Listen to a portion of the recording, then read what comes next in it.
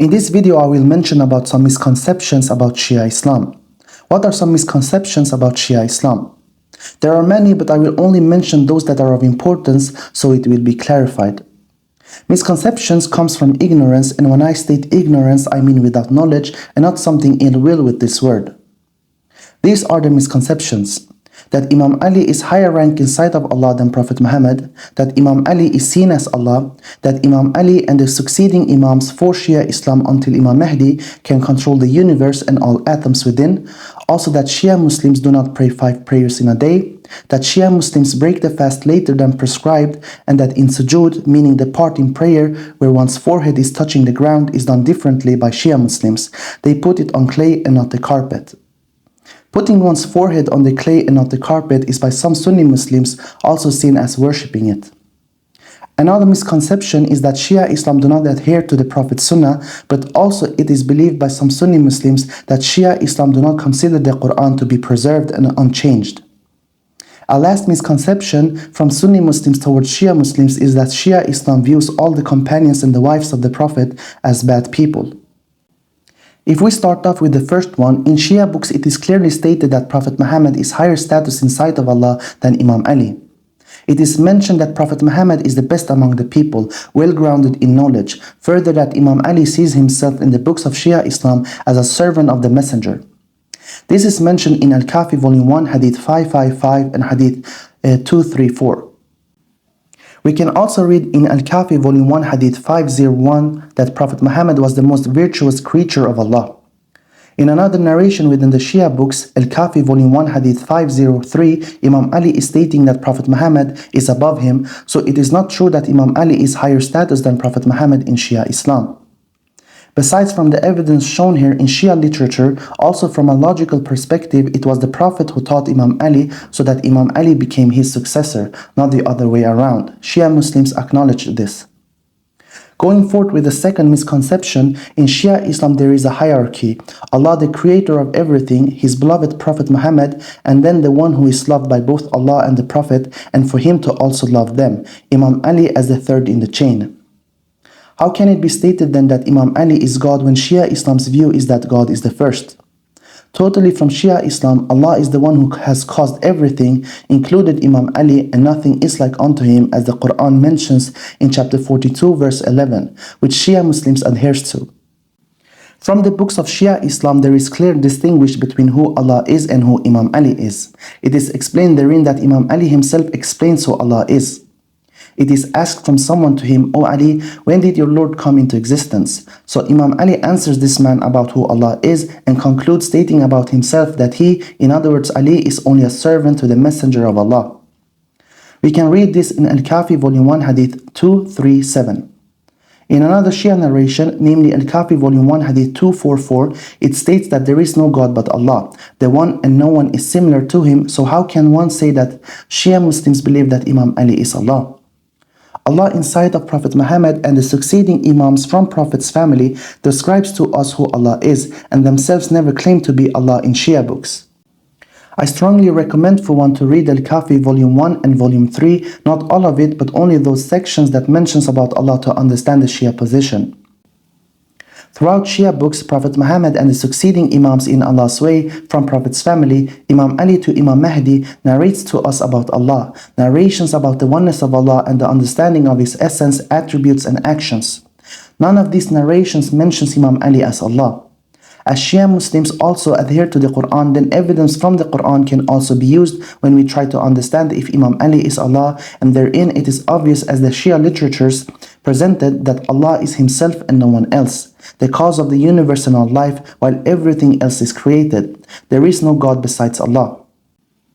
Moving forward, is it true that Shia Islam holds this view that the leaders of mankind, the successors to Prophet Muhammad, from Imam Ali to Imam Mahdi, can control the universe and everything within? This is not true at all. In Al-Kafi Volume 1 Hadith 371, it is mentioned that Allah has two kinds of knowledge. There is the hidden, in which only Allah knows about, and also the knowledge in which Allah gives to His messengers, prophets, angels and Imams. So from Shia Islam's perspective, the authority of all knowledge is from Allah. The authority of all is Allah, and He has a hidden knowledge in which only He knows about. This tells us that Shia Islam believes in the oneness of Allah and that Allah is the main source of knowledge and that Allah is the all-knowing while no one else is. This Shia narration does not contradict the Quran because Allah mentions Himself in the Quran that there is knowledge in which only Allah knows about, but also knowledge He shares to whom He wills. From the Quran, we know that with the permission of Allah, Prophet Joseph could interpret dreams. Prophet Solomon could speak with animals and have control over jinns. Prophet Moses could split the sea. Prophet Jesus could heal people and resurrect the dead. It is mentioned within the Quran that just a servant of Allah, not a prophet nor a messenger with little knowledge from Allah, could teleport long distances and come back to the same spot within the blink of an eye. This is mentioned in chapter 27, verse 38 to 40. The death angels ask billions of people simultaneously in the grave, and even Shaitan the devil has powers from Allah able to whisper and mislead us. So what I want to come with this is that from Allah, the Imams to mankind after Prophet Muhammad can also be given knowledge and power. So if Allah has given them the ability to have control over much, then this is fully possible, with the permission of Allah. They themselves are not able independently, but due to Allah they can. What I want to convey here is the following. Both Sunni and Shia Islam recognize caliphs to come after Prophet Muhammad, that is, succession and successive authorities. These caliphs differ in whom each side of Islam relates to. For Sunni Islam, it includes figures like Abu Bakr, Umar, Uthman, and Imam Ali. For Shia Islam, there is a successor for each time after the Prophet, from Imam Ali, the first successor, to Imam Mahdi, the last, all from Prophet's family and not from somewhere else. For both Sunni and Shia Islam, this person who succeeds Prophet Muhammad is considered a leader over mankind. The concept that Shia Islam has for a successor to Prophet Muhammad with the role of being a leader over mankind is that they are close in status with Allah, as according to Shia Islam, the successors of the Prophet Muhammad is chosen by Allah. Shia Islam explains its position, among other evidence that Allah chooses the successors of the Prophet Muhammad, but one is through chapter 2 verse 30, which mentions that Allah sends successive authorities on earth. The word used in this verse is Khalifa, which means successive authorities from the beginning of time until end of time. This can be true because Imam Mahdi is chosen by Allah for our time and is the last caliph or successor with the role of Imam over mankind. All Muslims, whether Sunni or Shia, acknowledge that Imam Mahdi is our time's Imam and the last Caliph. The mentioning about Imam Mahdi is in Sunan Ibn Majah 4085, Sunan Abi Dawud 4284, and Al-Kafi Volume 1 Hadith 8947, but also elsewhere in Al-Kafi, which are sources from both Sunni and Shia traditions. The concept of a leader over mankind is further explained in the Quran, chapter 2, verse 124, in the case of Prophet Abraham having a higher status with this title than his prophethood. Prophet Abraham is mentioned in this verse that after his prophethood and after completing all his tests, Allah made him a leader over mankind. In chapter 21, verse 73, Allah also mentions some other prophets related to Prophet Abraham that he made them leaders so they guide others with Allah's orders to them. So for Shia Islam, a leader over mankind after Prophet Muhammad has a very high status with Allah, since this is the same concept of leadership mentioned in the Quran.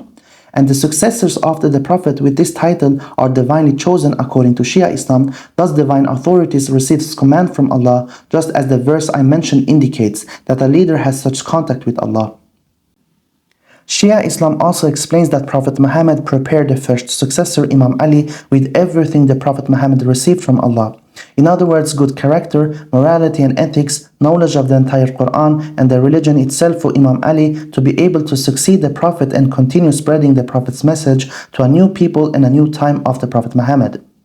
Imagine that a successor of the Prophet receives many questions about the religion and the Quran. Since the Prophet is not there, then this successor should have all the information about the Quran and the religion to be a perfect representative for the Prophet to be able to guide. How can a successor to the Prophet guide back to the Prophet's way of living if he cannot answer questions about Quranic verses or the religion as a whole?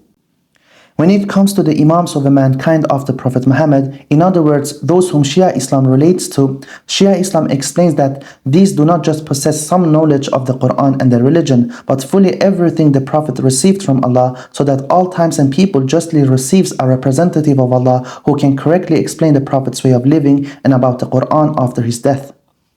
Thus, according to Shia Islam, Prophet Muhammad taught everything to the first successor, who passed this knowledge further to the next successor, and so on until our time's successor, the last one, Imam Mahdi. Therefore, it is not far-fetched or strange, according to Shia Islam, to believe that Allah can give these leaders from Prophet's family knowledge and power, which first comes from Allah, and secondly, for them to control the universe and atoms and other things with Allah's permission, not outside of Allah or His orders to them. The Quran mentions, as I said in chapter 27, verse 38 to 40, that only a servant of Allah with little knowledge could teleport. When it comes to the leaders of the Prophet Muhammad, one for each time, they do not just have little knowledge, but much more knowledge. The Imams from Prophet's family can thus do much more with Allah in the picture because they have a lot of knowledge, not just little. So it is possible that with Allah's command, they can control the universe, knowledge from Allah to them, but this does not mean that they have all knowledge. As we have said, only Allah has all knowledge, according to both Sunni and Shia Islam. Allah can give His righteous servants knowledge and power. This matter is possible through evidence from the Quran. As a brief example again, the angels with Allah's command can control the wind or cause it to rain. We see no issues with this. But why is there an issue if, for instance, Imam Ali with the permission of Allah does it? We must believe in miracles and the unseen. Islam teaches us that we also have a metaphysical and spiritual aspect of life, not just a physical and materialistic aspect. As long as we do not see, for instance, Prophet Jesus as Allah when He revives the dead with Allah's permission, and Imam Ali as Allah when He controls what Allah wants Him to control, and as long as we understand that all this is with Allah's will, then this is permissible within Islam according to Shia Islam, which I adhere to as logical. When it comes to the daily prayers, Shia Muslims pray Fajr, Dhuhr, Asr, Maghrib and Isha, meaning all the 5 daily prayers. But the 5 daily prayers are divided into 3 times within the day, not 5 times as in the case for Sunni Islam. Fajr is prayed alone in the morning at dawn. Dhuhr and Asr are prayed during the day combined, meaning Dhuhr first, then Asr directly after. Lastly, Maghrib and Isha are prayed combined during the night when the sun is no longer visible and it is dark. So in total 5 prayers, 3 times. Better or more correct definition about each prayer and their times can be found elsewhere. What I focus on is to tell that for Shia Islam, there is 5 prayers in total in a day divided into 3 times, where Dhuhr and Asr are combined, and the same for Maghrib and Isha. Why do Shia Muslims combine Dhuhr and Asr and Maghrib and Isha? Why isn't there a long separation between Dhuhr and Asr and Maghrib and Isha as Sunni Muslims do? Firstly, the act of prayer is a matter of jurisprudence issue. This is something that can even differ within the same faith. For instance, within Sunni Islam, the laws and practices can vary between followers of the Hanafi and Maliki schools. A Maliki adherent, for instance, does not place their hands together above each other during prayer, which a follower of Abu Hanifa do, but keeps them at their sides pointing downwards, much like how a Shia Muslim prays.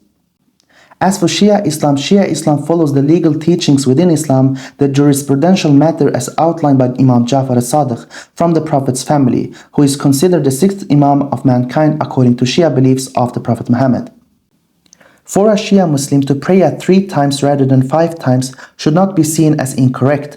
Otherwise, one would have to challenge the validity of a particular legal school, whether it is from Imam Malik, Imam Abu Hanifa, Imam Ahmad ibn Hanbal, or Imam Shafi from Sunni Islam, or Imam Jafar as-Sadiq within Shia Islam.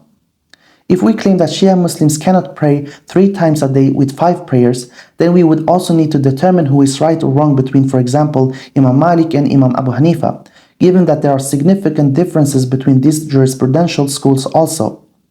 The truth is that Muslims adhere to different laws and rules when it comes to jurisprudence, even within the same sect, and we can practice things slightly differently from one another to day-to-day life. As a side note, both Imam Abu Hanifa and Imam Malik studied under Imam Jafar as-Sadiq. Secondly, the matter of discussing if we should spread the prayers to 5 times or have it in 3 times combined is not something one should tell oneself that if one does this or that, then Shia Islam or Sunni Islam is wrong. Rather, we should discuss more fundamental beliefs first for us then to conclude how to pray. We cannot have the discussion of how many times during the day we should pray before other essential topics, as we cannot solve a difficult math problem first but go through the ruling of easier tasks first in solving math problems. When a believer discusses matters with a non-believer about the existence of God, we do not firstly talk about if alcohol is allowed or forbidden. Rather, we take into consideration more essential matters such as if God exists or not. Thirdly, regarding the 5 daily prayers, Shia Islam's answer to praying 3 times a day is based upon their understanding of the Quran, the traditions of the Prophet from Shia narrations, as well as evidence within Sunni narrations. From the Quran, chapter 11, verse 114, it is mentioned to establish prayer at both ends of the day and in early part of the night. Both ends of the day are 2 times, and in the early part of the night is 1 time, giving it a total of 3 times. The translation to this verse from Sahih International, a well-known Sunni translation, explains this verse that both ends of the day refers to Fajr in one end and Dhuhr Asr in the other end, while Maghrib Isha is explained as early part of the night. So in total we get 3 times with 5 prayers. In another chapter from the Quran, chapter 17, verse 78, it states to observe prayer from the decline of sun until the darkness of the night, and then the dawn prayer. Decline of sun covers 2 prayers, Dhuhr and Asr, and darkness of the night also in Maghrib Isha, while the dawn prayer is only Fajr. Sahih International Translation also mentions this in the footnote from Quran.com. So from a Quranic point of view, Shia Islam mentions that only 3 times is mentioned, not 5. In the Quran, there is no mentioning of 5 times. Shia Muslims also pray Fajr alone, Dhuhr Asr combined, and Maghrib Isha combined based upon Shia narrations from Prophet Muhammad and his family documented in Al-Kafi Volume 3, the Books of Salat Hadith 4854. From the books of Sunni Islam, this concept is also found to be true. In Sahih Muslim 705H, it is stated that during the lifetime of the Prophet, they used to combine prayers. From this narration, it was a normal thing to do since it mentions that they used to. And the chapter heading from this narration is also stating that it was when not traveling. In another Sunni narration, Sahih Muslim 705A, it mentions that the Prophet combined the prayers with the explanation of not being in a state of fear or journey. From our third Sunni narration, Jamia Tirmidhi 187, we understand that nor was this practice done due to state of rain. Lastly, the Prophet in Sahih Muslim 705b gives more answers to why he combined the prayers, and it was because so his ummah would not be put to unnecessary hardship. Besides this evidence that states we should combine, as a Shia Muslim, it is not obligatory to pray Asr right after Dhuhr. One can delay Asr but must pray it within the time before Maghrib prayer starts, a good amount of time before the next prayer. So either a Shia Muslim combines, making it 3 times, or spreading it out so it becomes 5 times. Both are permissible within Shia school of thought. But because of following references provided here, the Shia Muslims used to, as soon as Dhuhr prayer is finished, they pray Asr right after without delaying. Same with Isha in relation to Maghrib when Maghrib prayer is finished. It is also permissible to combine for Shia Islam based upon the fact that the Quran does not mention a time for Asr or Isha, meaning it doesn't mention in the Quran that the sun needs to decline more for Asr to start or for it to become darker for Isha prayer to take place. I have as a Shia Muslim tried delaying Asr from Dhuhr and Isha from Maghrib without praying them combined, and notice the Sunni narration from the Prophet stating that unnecessary hardship may arise, as it did, because we are often busy with many things in life such as school, job, family, friends and hobbies. So there is that risk of missing one of the prayers if we pray 5 times a day instead of what has been, at least according to arguments from Shia Islam, prescribed as 3 times a day. I'm sure someone can relate to this hardship that occurs when spreading their prayers, but to be fair, it is an individual matter also. Now, all Muslims are obliged to fast in the holy month of Ramadan. Why do Shia Muslims break the fast later? Usually, a Shia Muslim breaks the fast 10 minutes up to 20 minutes after Sunni Muslims. What is the explanation for this? For Sunni Muslims, the breaking of fast is when the sun is still visible, while for Shia Muslims, it is at night, meaning there is no sign of the sun at all, below the horizon when it first becomes completely dark. Shia Islam provides evidence for this in the Quran chapter 2 verse 187, that the breaking of fast should be when it is night. The word for night in Arabic in chapter 2 verse 187 is layl, which means night.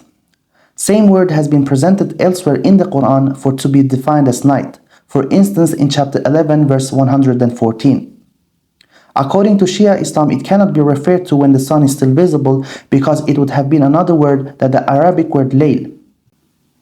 For Sunni Islam, it is acknowledged that the word layl is mentioned for the breaking of fast in this verse, but they have translated the word to something else, since according to Sunni narrations, it is mentioned that Muslims should break the fast as soon as possible, but also that the breaking of fast is when the sun is still visible on its way down. Therefore, the Sunni Muslims follows what has been stated in their narrations from Prophet Muhammad through mostly the companions of the Prophet to understand and give explanation to this verse about breaking of the fast, while it is the same for Shia Muslims following the narrations of Prophet Muhammad through the Prophet's family to understand and give explanation to this verse about the breaking of the fast.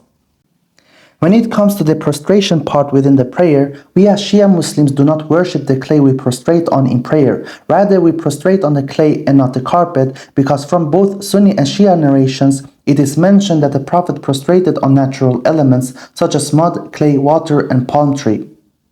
We can find this in following sources from both Sunni Islam and Shia Islam: Sahih Bukhari 836, Sahih Bukhari 1208, Sahih Bukhari 381, and Al-Kafi Volume 5, Hadith 5029.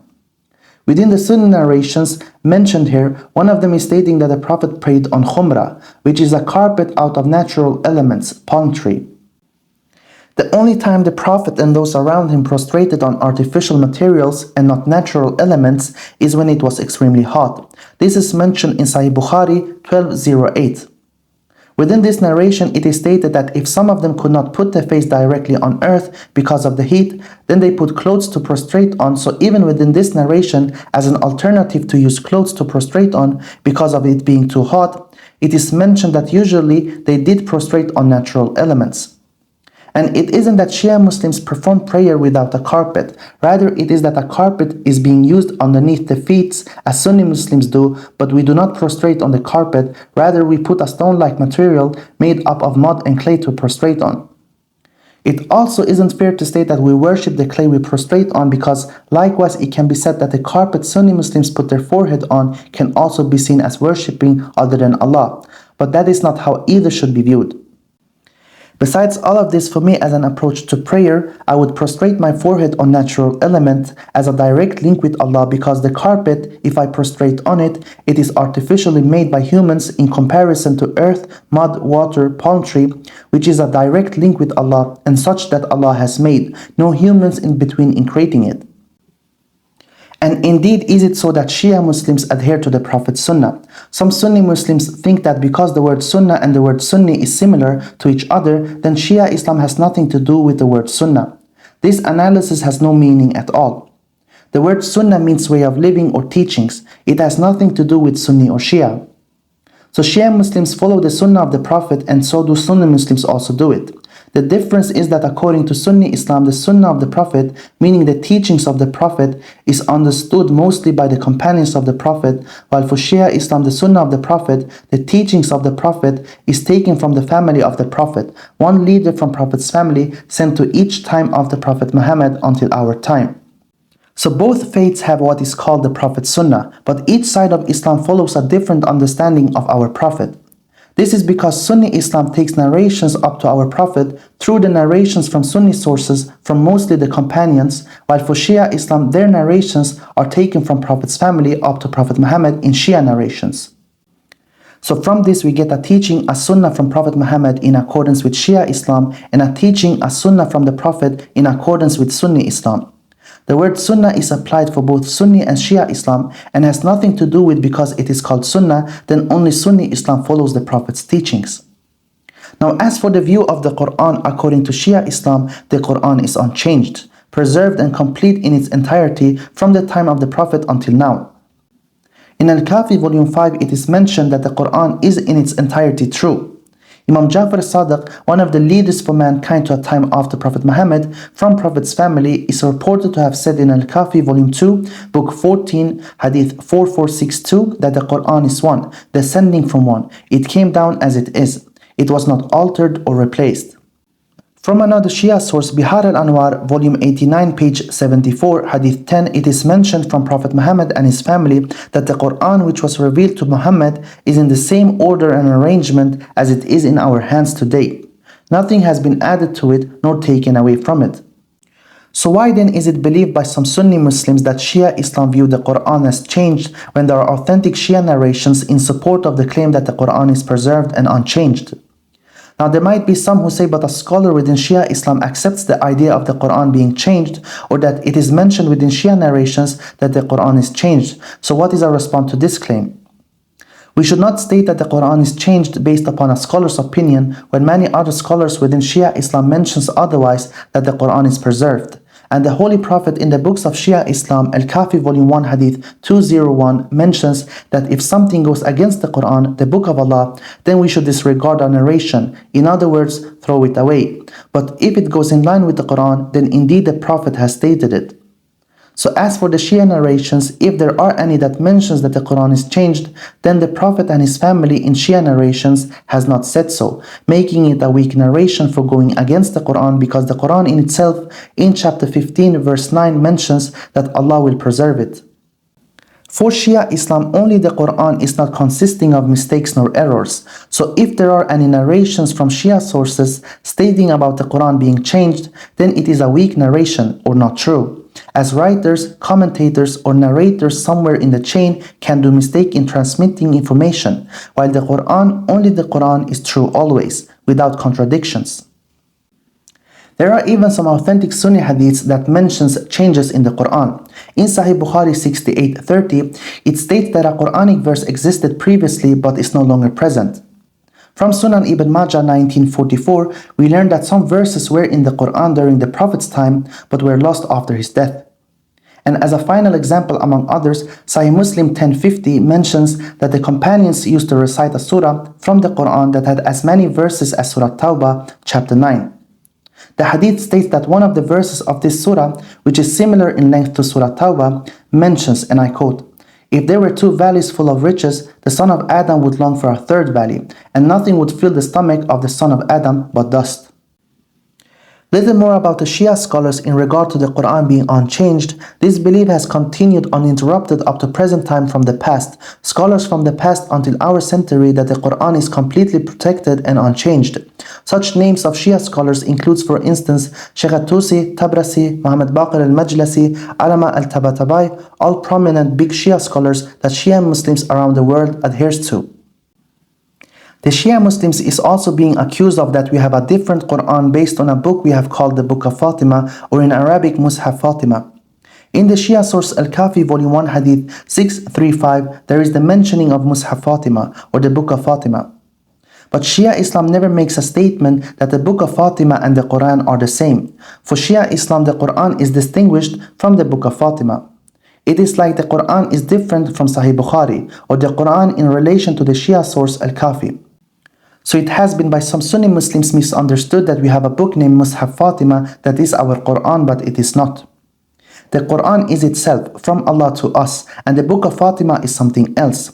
The Book of Fatima is a book written or dictated by Fatima, the daughter of the Prophet, which both Sunni and Shia Muslims holds as dear to them, described within narrations from both sources that she is the leader of all women in paradise, and that she, together with Maryam, Asiya, and Khadija, is sufficient as women representatives in the name of the religion.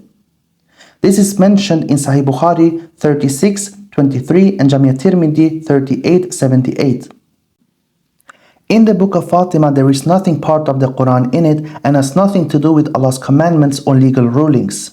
It is a big slander to state that Shia Muslims have a different Quran or a changed version of the Quran. The reality for Shia Islam is that the Quran is unchanged and preserved perfectly.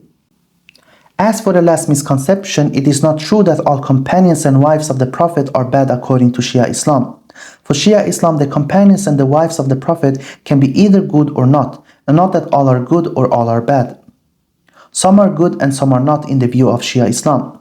For both Sunni Islam and Shia Islam, those around the Prophet were mainly his family members, the companions and the wives. But we will focus on talking about the companions and the wives of the Prophet in this last misconception, because regarding the family members, both Sunni Islam and Shia Islam have the same opinion, that some can be good and some are not. Now for Sunni Islam's perspective, in regards to Prophet's wives and companions, the concept of being a companion or a wife are all good. Sunni Muslims do not differentiate between them because according to Sunni Islam, they witnessed the life of the Prophet and were around him. From Shia Islam's perspective, the family members, the companions, and the wives are categorized as either good or not, meaning some are good and some are not. Only those Allah has chosen to represent His religion for mankind are fully trustable, can definitely be said are good and totally safe for Shia Islam. Those Allah has declared for us to follow are those we should turn to so we do not go astray, according to Shia Islam. So for instance, in the time of Prophet Muhammad, we should only turn to Prophet Muhammad as our guide. We do not turn to someone else in his presence, and after him, it is those the Prophet has declared for us to adhere to that we should hold on to. The rest around the Prophet for Shia Islam are either good or not, just like any Muslim in any era, to either adhere to their religion with the tongue, heart, and actions or not.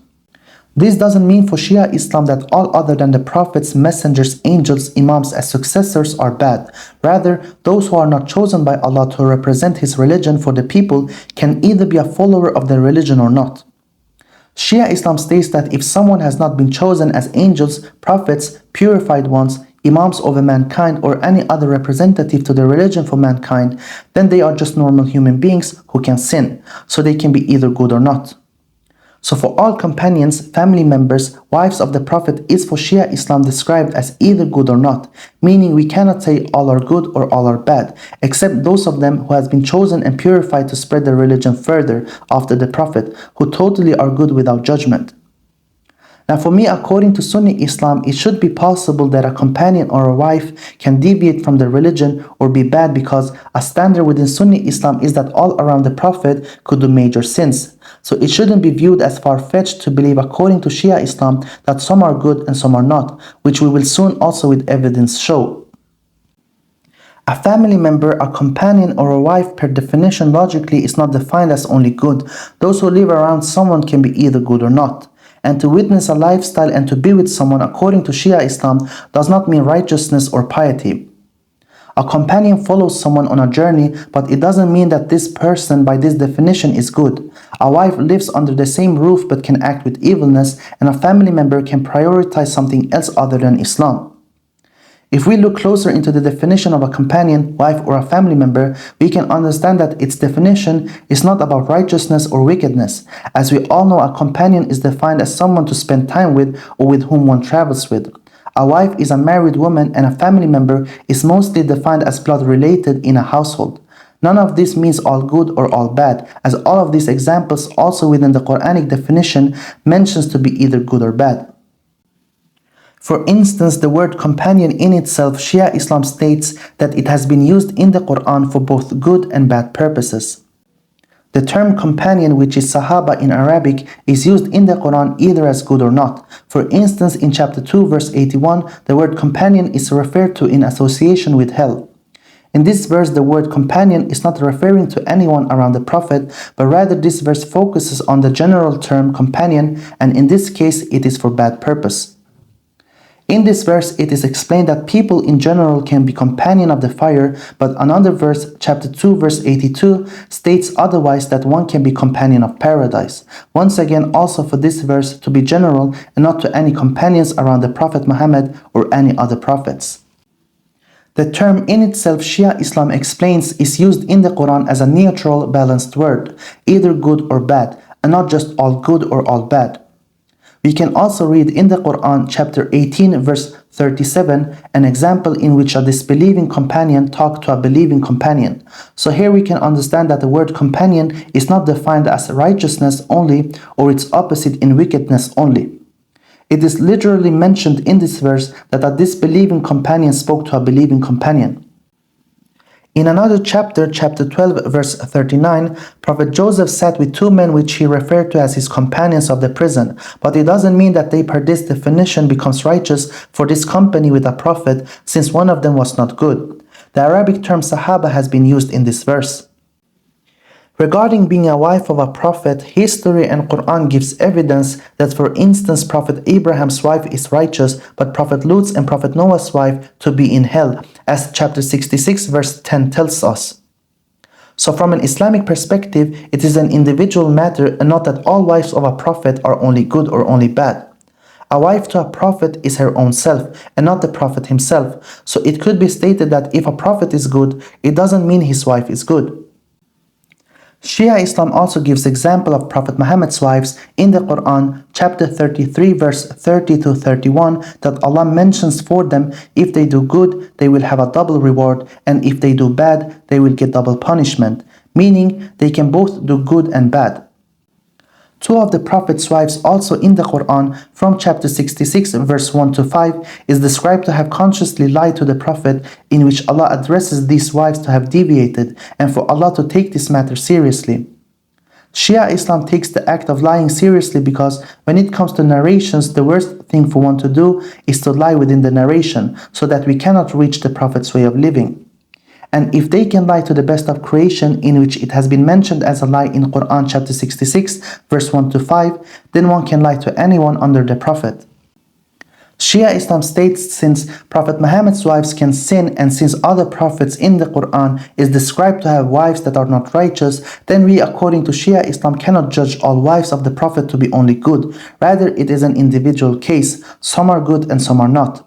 Khadija and Salama, both wives of the Prophet, are considered righteous according to Shia Islam. So it isn't so for Shia Islam that all are bad. Never do Shia Islam claim that all are opposite of good. A married couple can be defined for the man to be evil, such as Pharaoh, and the wife to be good, such as his wife Asiya, which is also mentioned in the Quran chapter 66 verse 11.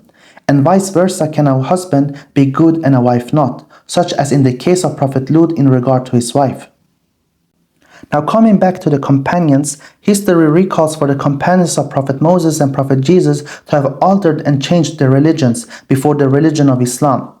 This is also mentioned in the Quran chapter 5 verse 40, chapter 9 verse 30, and chapter 2 verse 54.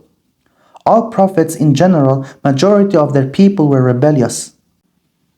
For instance, only few embarked Prophet Noah's Ark. Chapter 11 verse 40 tells us the people of Prophet Abraham worshipped statues, as this is mentioned in chapter 21 verse 51 to 54, and most of Prophet Jonah's people around him did not listen to their prophet.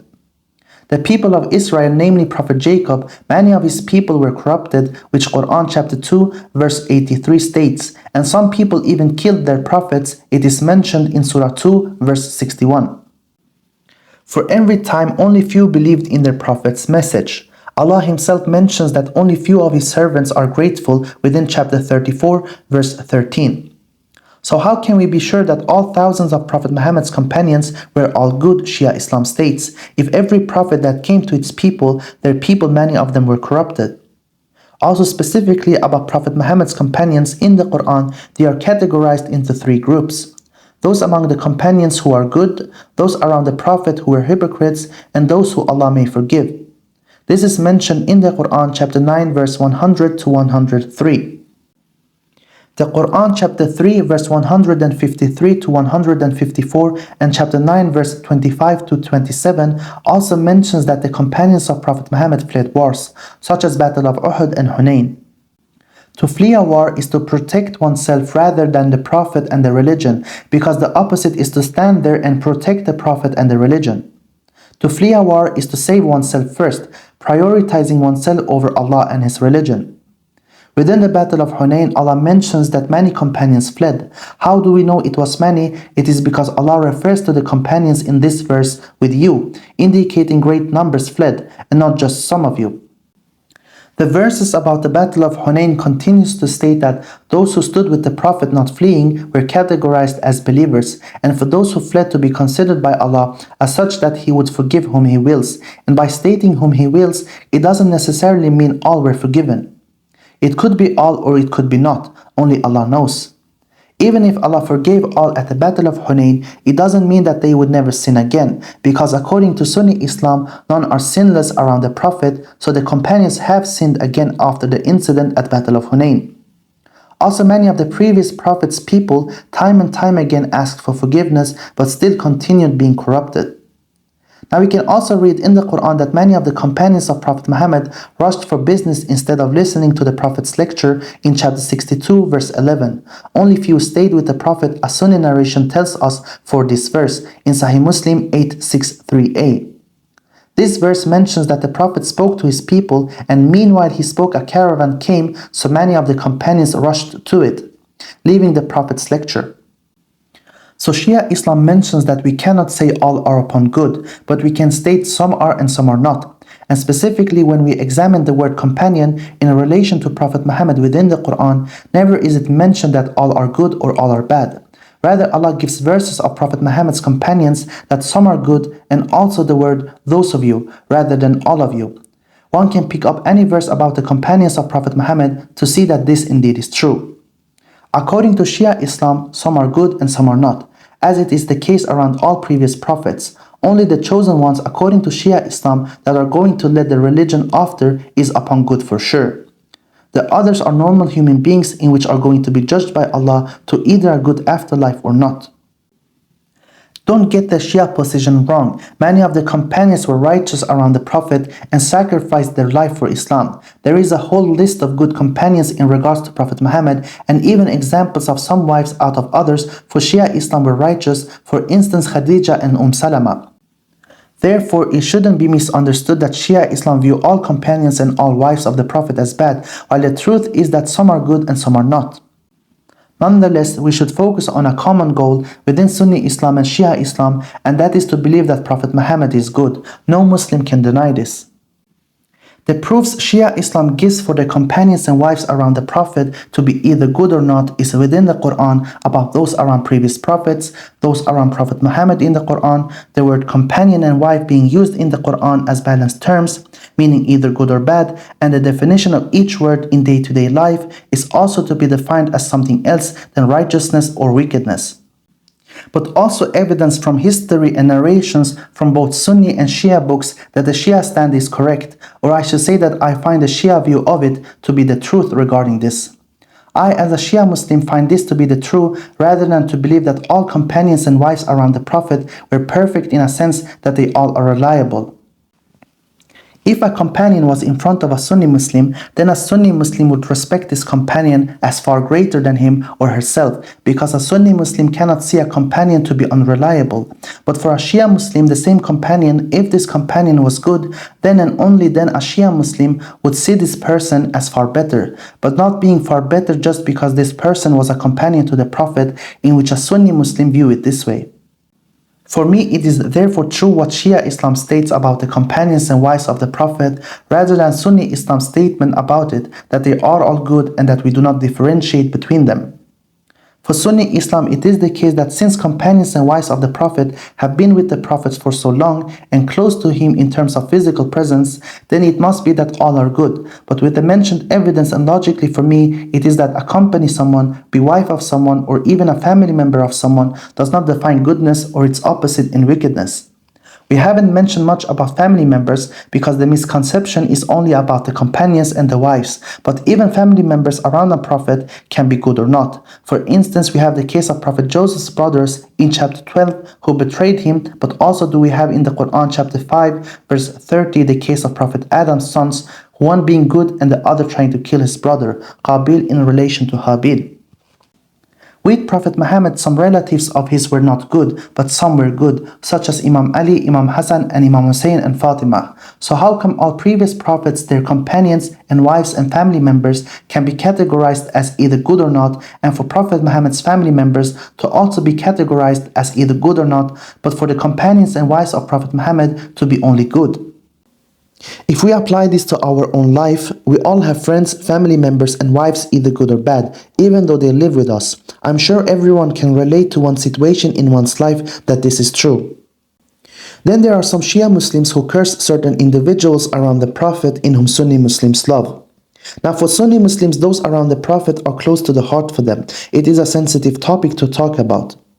The case is that within Shia Islam there are some Shia Muslims who curse some companions and some wives of the Prophet in whom Sunni Muslims love, based upon how Shia Islam interpret how the history has taken place after Prophet Muhammad's death.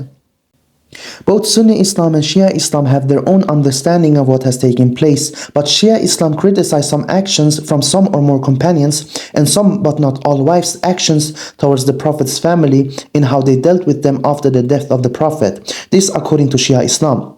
For Sunni Islam, everything was fine between all around the Prophet after the death of the Prophet. For instance, Shia Islam mentions some Sunni hadiths, including Sahih Muslim 2408a, that the Prophet before he died chose his family and the Quran to follow, but many companions of the Prophet Muhammad went to do their own election in Saqifa, which is mentioned in Musnad Ahmad 391, choosing their own leader. Shia Islam mentions also that Aisha, one of the wives of the Prophet, fought against Imam Ali during his caliphate at the Battle of the Camel. In this battle, many Muslims died, and it is recognized by both Sunni and Shia Muslims that it wasn't Imam Ali's fault, just like it wasn't Imam Ali's fault either in the Battle of Siffin against Muawiyah. Imam Ali was the leader on both occasions. Many Sunni narrations mention that we should obey the ruler, one in which is from Sunan Ibn Majah 2859, but Aisha did not do so. A brief mentioning about the Battle of the Camel can be found within an authentic Sunni narration, Sahih Bukhari 7083. Shia Islam mentions that it was wrong by some companions in what took place in Saqifa, choosing their own leader instead of listening to the Prophet's final words, and according to Shia Islam, it wouldn't be any division in the religion if not for this meeting in Saqifa. Thus, there are some Shia Muslims that curse some companions and some wives, also some wives because some of them did injustice against the Prophet's family after the Prophet's death. This according to Shia Islam, based upon history and evidence from both Sunni and Shia books. It is important to note that firstly there are some Shia Muslims who do not curse, but also those Shia Muslims who curse, and the act of cursing by Shia Muslims is not done to every companion and to every wife of the Prophet. Nay, there is no general curse. Rather, it is to those specific companions and wives that according to Shia Islam oppose the final speech of the Prophet in adhering to Prophet's family after him. So the curse is only sent to those people who treated the family of the Prophet with unfairness by not following the Prophet's order to adhere to them. It wouldn't be logical to curse the companions and wives of the Prophet that are considered righteous for Shia Islam, and for those that held on to the Prophet's family. Some Sunni Muslims state that Shia Muslims curse all companions and wives, which is misleading and not true. Once again, I want to say that the act of cursing in which some Shia Muslims do is not applied to every companion nor to every wife, but only at those who were involved opposing the Prophet's message in adhering to his family. When it comes to the act of curse, then I as a Shia Muslim do not curse based upon my reasons. Sure, when I read history and narrations from both sides, I can conclude for me, and this is within my analysis, that the Prophet's family and those that has been chosen to adhere to after Prophet Muhammad was dealt with injustice and oppression. But this is not something we as Sunni and Shia Muslims today, living with each other, should blame each other. We should live together and have our faith with Allah, and the rest is to respect each other. If it is correct to curse those who wronged the Prophet's family by choosing their own leader, then this should be done within oneself, if one chooses to do so. From a Shia Islamic perspective, it is permissible to curse those who went against the Prophet's command to follow his family after him, as this leads to a different path than the true path that leads to Prophet Muhammad. However, cursing is not necessary at all. It is not obligatory nor even close to being obligatory. Shia Islam does not base its faith on cursing. Rather, this act is within jurisprudential issue related to what is allowed to do and what is not allowed to do within the religion, and so one can choose to curse or not. The focus within Shia Islam is much more related to Allah and His religion. Therefore, Shia Islam encompasses everything from worshipping Allah, the one and only God, praying, fasting, stating the confession of faith, performing Hajj, and striving to be the best person possible. Like Sunni Islam, Shia Islam includes theology, jurisprudence, political teachings, moral and ethical teachings known as akhlaq, and more. So the act of cursing falls into jurisprudence, a tiny bit within Shia Islam, and that is how it is known that the act of cursing firstly is not part of Shia Islamic theology, but also not the main focus at all. Shia Islam believes in the oneness of Allah, the judgment day, paradise and hell, the unseen matters about prophethood and successorship, Allah's justice, performing prayers, giving to the needy, stating the confession of faith, doing Hajj, do and encourage good, and hate and dissociate from evil. Since there are two sides to Islam, every Muslim is responsible for seeking knowledge about Shia Islam to understand what the religion is truly about, as one may sometimes hear about it from another perspective, which may not always be accurate. Continuing with the act of cursing, Shia Islam mentions that this act does not make someone a disbeliever. Cursing, which involves making a dua to Allah to withhold His mercy from someone, is a concept found in the Quran. Allah curses, the angels do it, and even the righteous believers curse. For example, in chapter 2 verse 161, we read that the curse of Allah, the angels and people is upon those who disbelieve. In chapter 7 verse 44, it states that Allah's curse is upon those who commit injustice. In one of many other verses, chapter 3 verse 61, it mentions that Allah curses the liars. So the concept of cursing is mentioned in the Quran as something lawful. The Quran does not state anywhere that it is forbidden or that one leaves Islam by cursing certain companions and certain wives who wrong the Prophet's family, if it is true that some companions and wives wrong the Prophet's family after his passing, which one should investigate for oneself. To label someone as an unbeliever for cursing certain companions or certain wives is also incorrect, as the companions and wives of the Prophet are not infallible. It is even documented in Sunni books that one companion cursed another companion, in the case of Muawiyah cursing Imam Ali, which we can read in Sahih Muslim 2404d, Sunan Ibn Majah 121, Jami' Tirmidhi 3724, and Sahih Muslim 2409. I recommend reading all these hadiths to understand that it was indeed Muawiyah who cursed Imam Ali. Shouldn't then a companion also be considered an unbeliever for cursing another companion? The question that should be asked is, if it is true that certain companions took over the leadership of the Prophet's family after his death and caused a split within Islam by adhering to someone other than the chosen successor, would it then be permissible to curse those who led many people astray or not? What should be clarified here is that, say that Prophet Muhammad did say to follow Imam Ali after him to avoid going astray, and certain companions of the Prophet's death did not adhere to this and chose their own leader. In other words, did not follow the Prophet's word on who should be chosen, which is Allah's word, since the Prophet speaks on behalf of Allah. And they chose their own leader, a leader who does not have the knowledge of how to guide mankind. Would it then be right to curse those who led many away from the rightful guide or not? With all perspectives being presented about the concept of cursing, it wouldn't be forbidden to curse those who opposed Prophet's family after the Prophet's death, because imagine if it is true what has happened, then 90% of the Muslim population have gone astray from the right path, if it is true that some companions took over the leadership from Imam Ali and his descendants, one leader said to each and every time, and for some wives to fight against them. Wouldn't it then be okay to make a dua to Allah to not have mercy upon them, since they have, if it is true, made us on a path away from the correct guide, so that our prayers, fasting, Hajj, etc. is not in accordance with how the Prophet prayed, fasted and performed Hajj? If this is true, one should not lose motivation for not having performed acts of worship correctly, because everything done in ignorance is forgiven, and all acts of worship previously done incorrectly in ignorance are still counted as a reward. So for instance, if you prayed as a Sunni for 3 years, but the correct prayer should be as a Shia prayer, then all these 3 years are counted as valid, if it is true that Shia Islam is the true side of the religion. Allah is all merciful and all wise. Now I have asked a Sunni friend that if it is true that, for instance, some companions chose their own leader instead of Allah's chosen leader, making so many people astray from this correct guide from Allah, would you be angry with these people? He answered, of course, and that he would hate them. If this incident is true, then one can either curse within oneself or not. That would be up to oneself if one does it or not. But as I have explained, in my case, I do not do it. But I propose a perspective also that it wouldn't be wrong to do so within oneself either.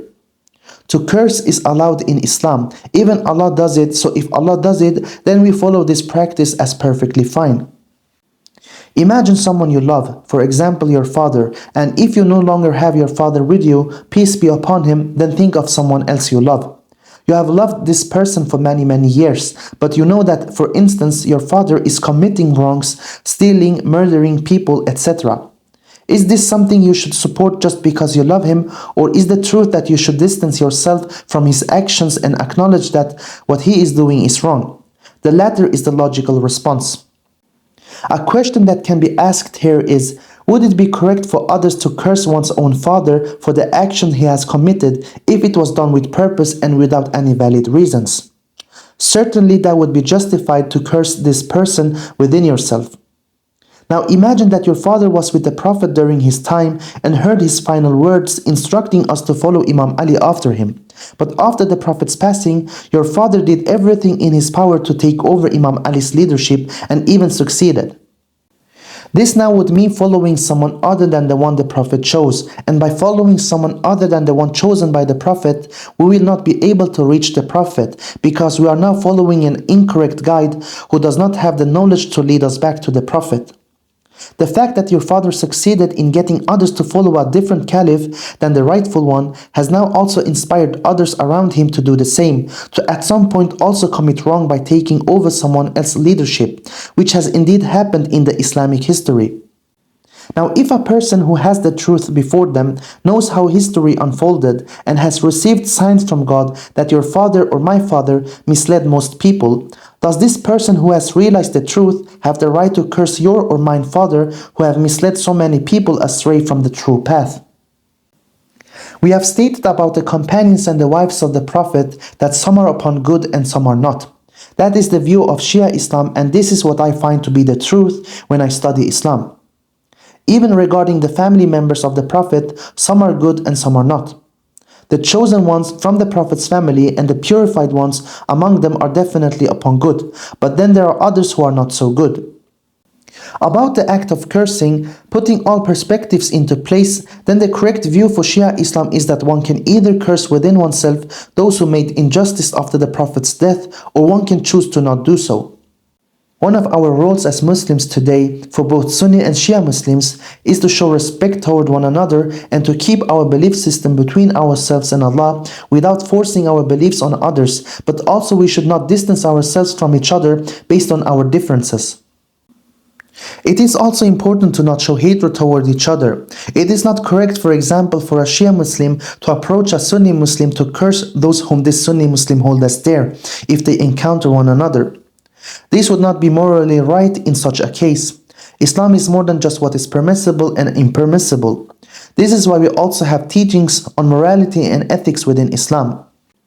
As an example, there may be times when I'm discussing a random topic with a family member, such as my mother or father, and even though I may be correct in the matter, it wouldn't be appropriate to express my argument openly over my mother or father. Yet I would still hold my belief internally about what is right in the conversation. The same applies to the concept of cursing. It may seem logical correct to do so, but it cannot be applied in every situation, which Shia Islam also emphasizes on.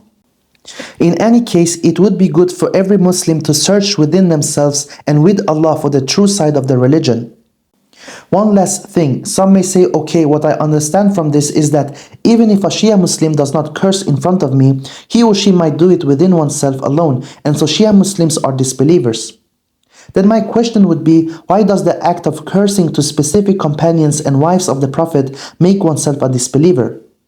If it is true what they have done, leading to a path that is not from Allah, how can one be a disbeliever for asking Allah within oneself to take away His mercy from these people who have done wrong? Have we not looked into the definition of a companion, a wife, and a family member throughout the Quran and with logic? If we ask again, why am I a disbeliever if I curse certain companions and wives of the Prophet, and we instead answer this by saying, it is because these certain wives of the Prophet and these certain companions of the Prophet lived with the Prophet a very long time, and they have witnessed his sunnah, being physically close to him, then we understand that this answer is not correct and valid based upon what we have analyzed in this video. If we instead answer that cursing these people is within the Quran to be forbidden, then this is also not true at all. If the response is that Sunni narrations state that one becomes a disbeliever by cursing them, then we should remember that there are cases in those same Sunni books where one companion cursed another, yet the companion who cursed the other is still regarded as righteous companion by many Sunni Muslims. And before we accept the Sunni narrations as true, we must first determine with other topics which side of Islam is the true one, Sunni Islam or Shia Islam, so that we can only take narrations from the correct side of the religion. And if the answer is instead that the event never occurred where Imam Ali's leadership got taken away from him, thus we cannot curse within us those specific companions and those specific wives, then it must be said that it is every Muslim's responsibility to investigate this and see whether it is true or not. Because certainly from Sunni narrations, such as Musnad Ahmad 391, we can read that some companions without Imam Ali involved chose their own leader, and even history books from Sunni scholars such as Al-Tabari also mentions that Imam Ali's leadership got usurped, and for some companions and wives of the Prophet to fight against Imam Ali, as we can read in Sahih Bukhari 7083 and Sahih Bukhari 4844. My analysis tells me that the concept of cursing exists in the Quran and it can be applied to those who commit injustice. Logically then, one can do this within oneself. It is nothing more than a supplication to Allah, and making supplication is permitted in Islam. There is no evidence from the Quran nor logic to suggest that cursing those who commit wrongdoing is a forbidden act. If one insults Allah, the Quran and the Prophet, then indeed one is a disbeliever. But the term companion and wife in relation to the Prophet, we have looked into it that there are good ones and not so good ones. And to those that are not good, why would it be wrong to curse them within oneself? The topic of cursing certain companions and certain wives should not be something that makes one a disbeliever. I beg of you to look into what has been presented here, for instance the concept of cursing in relation to the Quran, that some Sahabas cursed even each other, and for history, if it is true what has happened, then there is nothing wrong with this act. Our responsibility is to research to see if it is true what some companions and some wives have done after the Prophet's death, for one then to confirm this fact with Allah, so that one can be guided to a true answer whether they have done injustice or not. May Allah bring us closer to Him and make us successful in this life and the next. I hope the misconceptions have been clarified.